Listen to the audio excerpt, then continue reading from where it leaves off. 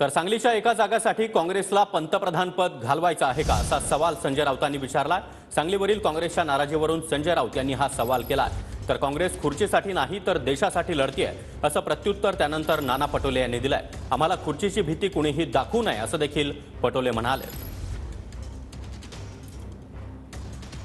Double Maharashtra Kesari Chandrahar Patil यांना सांगलीतून उत्तम लोकांचा पाठिंबा मिळतो आहे।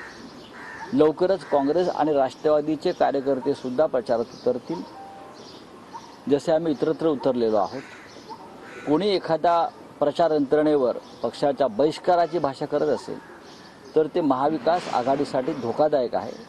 मग संपूर्ण महाराष्ट्रात असंच चित्र निर्माण झालं किंवा देशात असंच चित्र निर्माण झालं, त्याला जबाबदार कोण असेल? काँग्रेस हा मोठा पक्ष आहे। या देशाचं नेतृत्व काँग्रेस पक्षाला करायचं असं आम्ही मानतो। आम्हाला करायचं नाही आहे।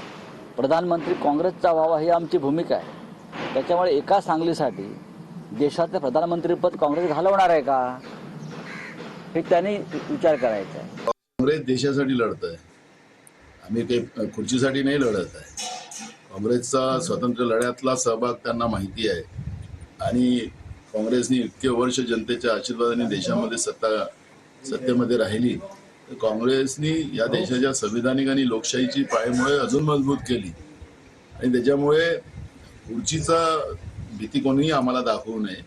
आमची लढाई देशाच्या हितासाठी आहे, देशाच्या संविधानासाठी आहे, देशाच्या लोकशाहीसाठी।